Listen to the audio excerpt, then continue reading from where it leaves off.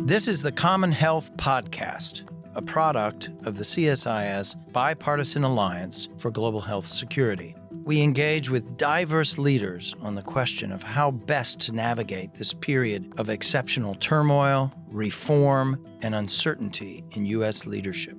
We are aided throughout by our able producer, Marla Hiller. I'm delighted today to be joined by Tom Bollyky from the Council on Foreign Relations. He's the inaugural Bloomberg Chair in Global Health at the Council on Foreign Relations, also Senior Fellow in International Economics, Law, and Development. Tom, thanks so much for joining us. My great pleasure. Thanks for having me. A few other notes on Tom. He is a senior consultant to CEPI, the Coalition Epidemic Preparedness Innovations, and founding editor of Think Global Health, the series of commentaries that he founded that come out quite routinely from the Council on Foreign Relations. We're organizing this conversation today around two very important pieces of work that Tom and some of his colleagues put together. The first piece that we'll be discussing is entitled The Coming Global Health Crisis, which Tom published with Yanzong Wang in Foreign Affairs, March 24th, 2025. A really important piece of work, very powerful, very well argued. The second piece we'll talk about is a sort of sub-regional breakout that's to be published in April, early April, in the Lancet Regional Health Americas series, which Tom co-authored with Joe Dieleman, Paola Pedroza, and Chloe Searchinger, which is an America's First Foreign Policy Includes Global Health. And that's looking at Latin America with a particular focus there on the implications of what's happened with the breakup and dissolution of American global health and global health security leadership. So, Tom, it's great to have you with us. Congratulations on those two pieces. Let's start with you and Yanzong's recent piece on China. Why don't you give us a quick capsule summary of it, and then we'll pursue a few other issues. Great. Well, thanks again for having me. One of the received wisdoms of the early actions, the early actions the Trump administration has taken is that they will have implications for U.S. soft power. They will cede U.S.'s longstanding leadership role on global health to China. But the reality is worse than that, unfortunately. The greatest risk to Americans is not that China will supplant the United States as the world's leader in global health. It's that no one will. And my co-author, Yanzong Wang, and I do a deep dive in the historical trends of China's foreign assistance for health and to multilateral institutions. We catalog China's early responses since the U.S. withdrawal from the World Health Organization, the effective dismantling of USAID. And what we're seeing is that China is, in fact, already seeking to exploit the chaotic withdrawal of U.S. programs in a few strategic regions, most notably Southeast Asia, but not in the regions that receive most U.S. aid or represent the greatest risk of disease. Those gaps are going unfilled. So this is, and your mega thesis in this piece is China's not going to fill the gap. It'll take some measures, and we can get into those. We'll see a little additional support going in within its neighborhood, Southeast Asia. It may do a little more in Latin America. But overall, it's not going to prioritize multilaterals. It's not going to suddenly become the great champion of WHO. It's not going to fill the gap on surveillance networks, laboratories, training for surveillance of threats. It's not going to really be focused on cross-border infectious disease. It's as ambivalent as the U.S. is on the pandemic treaty, and it's got complicated and fraught relations with Tedros, the head of WHO. So, don't think suddenly there's going to be a midnight conversion. Is that accurate? And that sets us up for a catastrophe because there's not going to be anyone going in, and these capabilities from the U.S. are going to be withdrawn. And so we're really sort of setting the stage for catastrophe. We are indeed. And there's two things to draw out from your accurate recitation of what's coming. The first is listeners should understand that China has never really prioritized multilateral programs or initiatives or cross-border disease threats, or even really aid to the poorest countries. Even before the pandemic, China spent around $600 to $800 million annually on health-related foreign aid. Keep in mind, most recently, the U.S., according to Institute of Health Metrics and Evaluation, IHME, spent $21 billion. So that already is a very small fraction of that spending. But of what China spent, only about 10% of that has historically gone through multilateral channels. And you can go down the list. It's non-COVID funding to Gavi, the Global Vaccine Alliance, has totaled just $25 million over 10 years. To give a comparison, the U.S. just in the last 5 years has donated more than $2 billion to Gavi for non-COVID aid. There are 21 countries that have donated more to the Global Fund to fight AIDS, TB, and malaria than China has. Many people saw the West Africa epidemic of Ebola as China's entree as a more robust global health actor and its response there. But the reality is China was responsible for less than 1% of the UN Ebola Response Fund. The U.S. paid half of that fund. China does have a significant contribution to the WHO via its assessed contributions, effectively its membership dues, but it hasn't historically given much in terms of voluntary contributions. All of this is to paint the picture that as the U.S. withdraws from funding multilateral initiatives, China has no record to suggest that they are going to fill that gap. To the extent China has been giving aid in the past, you've seen a trend, and this is the second point, away from Africa and malaria control projects, which they initially focused on, to more infrastructure-driven investments in Southeast Asia. China still does some high-profile investments, such as in the Africa CDC's headquarters and its BSL-2 lab. There are some Chinese companies like Beijing Genomics Institute, which are competing on gene sequencing and the role that plays in surveillance in the region. But China as a donor of health assistance, whereas 15 years ago, 4 out of 5 of its top recipients of Chinese aid were in Africa, now just 1 is. Aid has dramatically shifted to Southeast Asia, and we're seeing that trend continuing in terms of its early response to the disruption of U.S. global health programs. So the message to Africa is you're really in trouble, and you're going to be relying on yourselves in this coming phase. Yeah, and the thing to understand about that is, the average country in sub-Saharan Africa region spends total $92 per person on health. That is a fourth or a fifth of what is spent in South Asia, the next lowest region. So this is going to require significant resources being mobilized domestically, but it also needs to be countries weren't expecting this. In terms of the budgeting or reserving of resources that have been put aside, that's all happened. It's not like you can pivot on a dime and suddenly start funding health programs that were previously funded through U.S. dollars or other donor assistance. So this is a tall order for many sub-Saharan African countries. And a shock. And it's reflected in all of these various ministerial meetings and other high-level meetings that have happened recently in Africa. The message is coming through loud and clear as one of shock and a recognition of the lack of alternatives other than moving towards much higher self-reliance. Maybe there'll be some ability to turn to the World Bank or regional banks, but it's going to be a tough environment. I want to come back to China.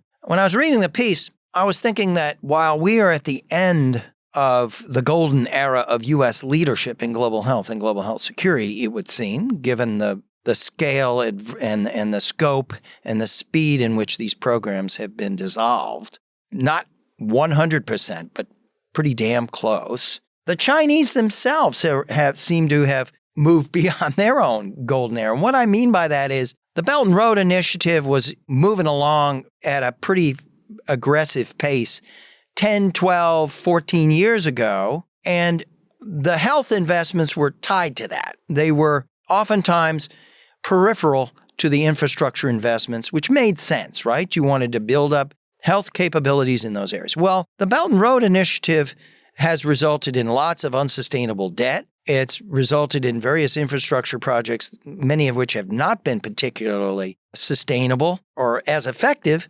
And the Chinese government, in its own fiscal crisis, has turned away from this and is investing less and less in these programs. And so by consequence, global health in its bilateral formulations is also less and less, it would seem. What are your thoughts on that?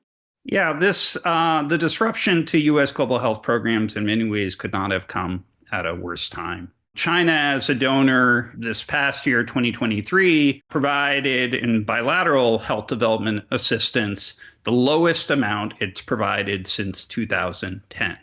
So China, as you quite rightly summarized, has been withdrawing from the space and shifting to other regions. You're also seeing, unfortunately, other donors responding to U.S. actions by cutting their own aid budgets. So UK famously has announced that it will cut its development assistance from 0.5% of GDP to 0.3 by 2027. France is talking about a 40% cut to its development assistance. Germany just had an election where there's been much to say about greater investments in defense. That's also driving the UK's moves to respond to what the US is doing. And then perhaps you'll see a reduction in development assistance there. At the same time, you've seen governments like Argentina withdraw from the World Health Organization to mirror the Trump administration's actions.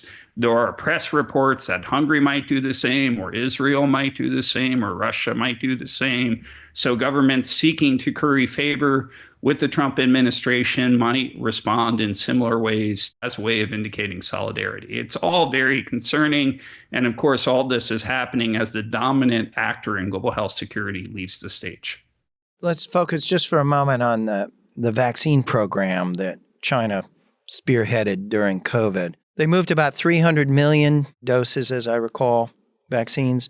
It was a large program. It was very fast. It was faster than COVAX and the Western program.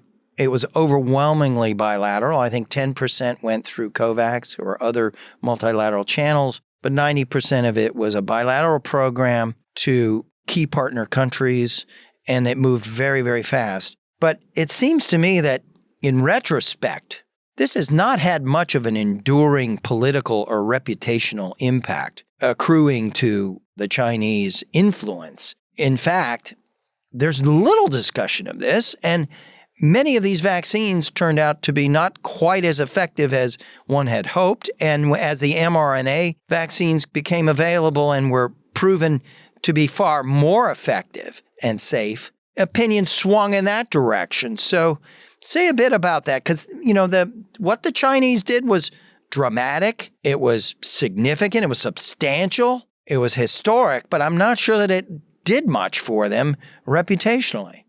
Yeah, so you can say two positive things from a Chinese perspective about their vaccine response. The first is the one you rightly noted. China did not have a large export-driven vaccine industry before COVID. And in a matter of a year or two, they became the world's largest exporter of vaccines. That's remarkable. They had really only had one WHO pre-qualified vaccine that was produced in country, and it was not one they developed, a Japanese encephalitis vaccine that they exported to a few countries prior to COVID-19. So that's a remarkable thing. The other thing you can point to from the Chinese side is they were earlier. China began donating and selling vaccines in April. The U.S.'s donation program did not really come till months later. August is really when the bulk of the U.S. vaccines started to be donated. So they had the advantage of being earlier. But you're quite right. The vaccines weren't particularly effective, which meant a lot of countries were uncertain about using them as the backbone of their response. They also didn't follow the robust regulatory process that you had in the UK or the US around the vaccines produced there, which I think also made some countries hesitant. But they also favored strategic partners to such a great extent, a greater extent even than the US. So in the first year of the vaccine donation program that China had, nearly 3/4 of it just went to Southeast Asia and the Pacific. Cambodia received so many Chinese vaccines that they were donating them to other countries. They really flooded that region. Very little of it went to sub-Saharan Africa, which was crying for vaccines at this point, or to Latin America, which was hit extremely hard the first year the vaccines were available. And there, the U.S. does look a little better about, for sure, some of our vaccines went to Southeast Asia or Indo-Pacific too, but we donated more to Latin America than in sub-Saharan Africa, not just for strategic purposes, but in order to respond effectively to the pandemic than China did. Thank you. Last question on China. The Chinese, okay, they're not expected to launch any major new efforts in health, whether bilaterally or multilaterally. They'll make some adjustments. They'll do a little bit more in their neighborhood. They'll do perhaps a little bit more in Latin America, less in Africa. But rhetorically, they're already out in front saying, by comparison with the Trump administration, we are the partner that is steady and reliable and faithful to our commitments. Trust us, stay with us. We're there for you. What's the significance of that if it's not backed by higher investments, either multilaterally or bilaterally? What do you think? So I think from a Chinese perspective, the way my colleague and I read this is, there's a saying that don't get in the way of your opponent when they're making a mistake. And I don't think China needs to look good here to make the U.S. look bad, in the sense that these are U.S. programs, long funded. The U.S. has really built in some regions, particularly sub-Saharan Africa, its reputation around its global health programs. For many embassies, it is really what they have to offer to local governments there as a form of engagement. The disruption, the chaotic way that this has been done, China can exploit that rhetorically, because these are, I think rightly seen as U.S. funded programs. I don't think they're, from other governments' perspective, for the U.S. can look bad here without China coming to the rescue in some of these programs, because they are U.S. funded programs. They're not responsible for them in that way. That said, I don't want to underweight what they have been doing in Southeast Asia. You have seen them do some very splashy, small initiatives, taking over Cambodia's maternal and newborn child health program that the U.S. stopped funding, being very active in Nepal as well. Again, looking to score points where they can to exploit the disruption, and to, again, these programs were withdrawn with no notice. Governments don't have money set aside for them, and China coming to the rescue in a very strategically contested region does have some significance there. Last thing I'd say about China is that they have systematically scaled their diplomatic presence globally, and that includes low-income countries, it includes middle-income countries, it includes consulates, trade offices. They've been very serious about this, and they've put high-quality diplomats into many of these posts. And it's at the same time that we are scaling back our diplomatic presence pretty dramatically in many places, and more is to be seen. So this asymmetry in terms of diplomatic engagement and commitment is going to become more visible, and the Chinese are not static. In other words, if the consequences of this abrupt, unplanned, unforeseen crisis, collapse of U.S. leadership, translates into really serious problems, as most of us expect. It may take a little bit of time to see those manifest. Chinese diplomacy and Chinese foreign aid strategies are not static, and they're going to be seeing these and engaging on these. They've already positioned themselves rhetorically as we're the better partner, but they're probably going to face the, okay, so what? What does that mean? Yeah, they might, particularly in a crisis. It'll be interesting to see if they go from this opportunistic stance that they've taken to date, looking again for points to score where they can, mostly rhetorically, but without assuming responsibility for taking over U.S. programs. As you start to see emergencies arise, it'll be interesting to see if China seeks to do a more robust response. I will have to say, based on what they've done in previous emergencies, I worry you will you will not see, from a health perspective, the meaningful response out of them that you would see from the U.S., unfortunately. Yeah, I mean, one thing we haven't mentioned is that the Chinese have not been much of a presence on emergency humanitarian response to the same scale that the United States is. I mean, the Emergency Humanitarian Affairs Bureau at USAID was spending 10 to 12 billion a year. The State Department was spending an additional 2 or 3 billion in its programs. I mean, the muscularity of the U.S. humanitarian programs vastly overshadowed anything that the Chinese ever did. So there is this question of, does that remain the case or not? That's a separate conversation, but it's important because those capabilities are not there, the tradition of response, and there's going to be probably a pretty radical reduction in the humanitarian commitments on the U.S. side. That's still to be worked out, I think. Certainly the contractors, the grant managers have gone from 700 between AID and state to almost none.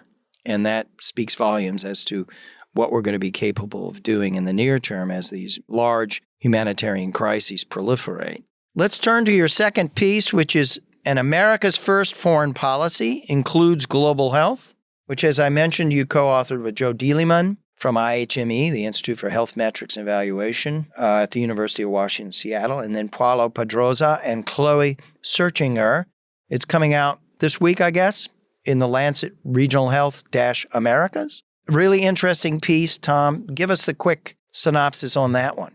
One thing just to tie to your previous remark, and then I'll pivot to Latin America, but I do think what's happening in Myanmar this week will be an early indication of how China responds to an emergency, particularly in a region that they consider quite strategic and in a country that they've taken a lot of interest. So it'll be interesting to see that contrast. Pivot to Latin America. So the point of this piece, as part of our ongoing series, looking regionally at the geopolitical implications of the Trump administration's early actions on global health, right now the focus has, not surprisingly, been on sub-Saharan Africa, which really does receive so much health-related aid from the U.S. But the Western Hemisphere, Latin America, the U.S.'s neighborhood, so to speak, and it's been a big focus of, at least rhetorically, of Secretary Rubio's early tenure at the State Department. This neighborhood matters as much or more, frankly, from immediate health threats to the United States. We have seen the region as awash in global health security threats. The U.S. has experienced travel-associated cases and outbreaks of dengue, malaria, or push fever, and others. We see some animal health outbreaks with the Western screwworm in particular menacing the border region. There's a lot of reason where you see threats coming from Latin America to the U.S. or the U.S. to Latin America in the case of measles and H5N1. There's lots of reasons to be concerned about those threats in the infrastructure. So that's one reason we should care about Latin America. The second is Latin America is also host to a number of fragile states, debt-ridden states. The U.S. has provided a significant amount of development assistance for health to Haiti. It funds more than 80% of its HIV program, for instance, but quite a significant amount of support overall to that health system. The U.S. has provided on a per capita basis as much to Nicaragua and a number of other states in the regions as it does to sub-Saharan Africa in terms of dealing with their debt crises. So the U.S. does play a significant role. Health threats that emerge in Latin America should worry Americans, and the fact that we are withdrawing a lot of that support, particularly for disease surveillance, should make all Americans worry. Thank you. And you're raising a bunch of really interesting questions here at a moment when the United States, under in the second Trump term, is raising the prospect in a kind of 19th century colonial style around geographic expansionism, right? Around this kind of territorial hemispheric zone, with the discussion around Panama Canal, Greenland, also making use of Guantanamo for deportations, prison arrangements with Salvador, what seemed like extraterritorial, extra-legal sort of movements around the deportation strategy for undocumented migrants. And it raises a question of, does that That, along with Secretary Rubio, who's of Cuban ancestry and has always shown a strong interest in elevating U.S. foreign policy engagement in the hemisphere, whether this is going to translate into any changed thinking about the health and health security, global health and health security, either through multilateral channels or through our bilateral programs. Do we see any evidence of thinking changing, or is it because we're in the midst of this blitzkrieg against all of our capabilities? That's a little premature. It is a little premature to have a clear indication, but the early signs we're seeing on health and development aren't good. Really, the struggle the U.S. has had in the Western Hemisphere is that we often view the region as a source of risks to be managed as opposed to a partner in solving challenges. Unfortunately, what we're seeing on health and development is consistent with that historical trend rather than reflecting a new approach. And that we are really relying on border measures as opposed to the cooperative programs that U.S. aid has funded in this space to try to ensure better global health security. As you say, for an administration that's extraordinarily focused on the issue of migration, it is odd to seek to withdraw support for health programs that make countries less habitable or hospitable to their poorer residents. Really, you would think these programs would be part and parcel of a effort to make circumstances more positive for people to stay home rather than migrate. It's a strange approach to take given their broader stated objectives in the Western Hemisphere. It also contrasts with some of the initiatives undertaken during the first Trump administration, which were to incentivize Guatemala, Salvador, Nicaragua to do better at home as a strategy of making these countries more prosperous, better places to inhabit and raise your family and be part of the community, and not take that profound decision to depart your home and head into a very perilous path towards illegal migration through the region and through Mexico to the border area.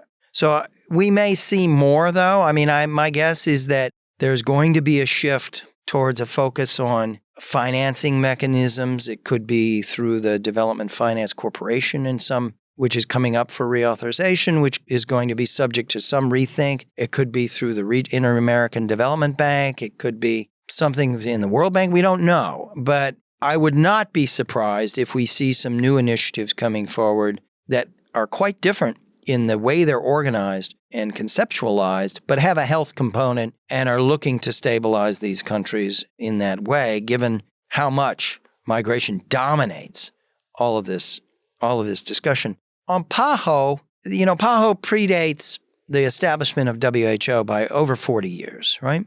It was in the first decade of the 20th century. WHO was 1948, I believe. And PAHO has always been treated in the United States, in Washington terms, as a somewhat special case in the overall spectrum of support that the U.S. would provide to WHO. And we're now in the process of terminating in this 12-month period since January 22nd or 21st to disengage, terminate funding, remove our personnel from Geneva and elsewhere. But there's been a measure of protection of PAHO, as there was in 2020 when we withdrew in April of 20, that recognized the historical anomaly and the special status. And in that sense, Washington is avoiding maximizing pain in its own neighborhood by showing a little bit more forgiveness to its own regional partners. Say a bit about that. It's a interesting contrast. So as you rightly said, started a little over 40 years before WHO. 1902 is when PAHO is established, at the U.S. being one of the motivating actors to establish the institution. Of course, PAHO headquarters are in Washington, D.C. The U.S. has had a lot of influence over the institution. PAHO has been very successful in terms of increasing access to medical interventions, most famously its revolving fund, which supported vaccination and a number of other programs. The U.S. Has not withdrawn from PAHO yet. Argentina, which of course also mimicked the U.S. in withdrawing from WHO, has also not withdrawn from PAHO yet. But people shouldn't take that to mean that PAHO is insulated from what happens in Geneva. WHO provides 42% of the funding for PAHO. The organizations are very closely tied. A lot of their surveillance programs, particularly around flu, are done in partnership. So it does create a awkward situation, and it's worth watching as it moves forward. But it is an interesting contrast that does suggest that maybe there's some limits to the hostility to some of these multilateral health initiatives for the Trump administration. And something that can be built on. If they retain that relationship and it doesn't break down and we don't have the kind of revulsion and hostility and disappointment that you would see if you were to go to Geneva and start raising questions, well, how are you feeling about the United States this week? If it's a different kind of tenor, it leaves the door open for some interesting innovations downstream tied to what are clearly very strong national interests around the migration and the human agenda. Let's talk a little bit about fentanyl. Fentanyl's been elevated as a priority, as a very explicit foreign policy priority, and it's been tied to terrorism, and the Mexican cartels are now being designated as terrorist operations. It's also been tied to tariffs and the threat of tariffs. And we're seeing the imposition of very substantial tariffs on Mexico, Canada, China. Wednesday, we'll have Liberation Day, and we'll see what next is in store. But it's often been a little hard to sort out what will the benefits of all of this be for Americans who are overdosing and suffering and many dying of fentanyl-laced opioids. We've had in the last year here in the United States a 17% drop in opioid overdoses that related to, and 70 or 80% of those are fentanyl-based. So we've had some significant progress, but the numbers still remain at really astonishingly high numbers, 85, 90,000 plus. Those numbers are still just intolerable. So I can see why this White House would continue to press hard on that. Will this focus benefit Americans and Americans' health, do you think? How do we make judgments on this? Fentanyl problem has been interesting in that it really was a tale of two different periods for the previous administration, where there was a real effort to multilateralize fentanyl as an issue. China really sees it as a bilateral political issue, frankly, that if they're going to act upon, it's going to be in exchange for U.S. cooperation in other areas. They don't see themselves as responsible for the U.S.'s opioid crisis. They see themselves as having taken a basic set of actions around the production of precursors for fentanyl that go abroad and have been reluctant to do more without the U.S., again, doing this exchange. So the Biden administration really focused on trying to multilateralize the issue, bring in other countries. Right. So it wasn't just simply again, this bilateral exchange. That was not broadly successful. The other issue that, of course, happened is during the COVID-19 crisis, opioid overdose rates skyrocketed to the point where it had become a leading killer of young Americans. And contrast that to the last year, and you mentioned the progress that was made. That progress was made on treatment, frankly, by expanding access to treatment programs domestically, less on the issue of supply and more on addressing some of the hazards around demand and trying to have better protection. That's really where we've made the most progress, is expanding access on treatment. So I think the Trump administration is right that this issue of trying to multilateralize fentanyl hasn't been successful to date in terms of getting cooperation from the Chinese or Mexico in terms of the production of or importation of these products. It's a little hard. I hope that doesn't mean that they will lose sight of what has driven progress on the treatment side. I also hope that they're a little more clear about what it is will satisfy the Trump administration in connection with these tariffs. I think we've been very vague about what the objectives are with regard to fentanyl, particularly vis-a-vis Canada, which is not a significant source, nevertheless has been pulled into these conversations. So clearer goals, I think, are going to be important on the supply side, but a continued focus on treatment and demand is really where we stand to make the most progress in the U.S. Thank you. I mean, when Xi and Biden at the Woodside Summit out in Northern California in November of 23, when they decided to create the Counter-Narcotics Working Group, it scored some pretty significant gains in the following year in the 3 big meetings that took place, and there was some progress. I don't see that continuing. Sarah Carter's just been nominated to be the head of the White House Office of National Drug Control Policy. She's a Fox correspondent, public affairs personality, not coming as a person steeped in the politics and the science and the operational realities that ONDCP faces. And it's also uncertain as to what kind of funding they're going to have. Some of their programs may actually be truncated or relocated to parts of HHS. Let's close just real fast.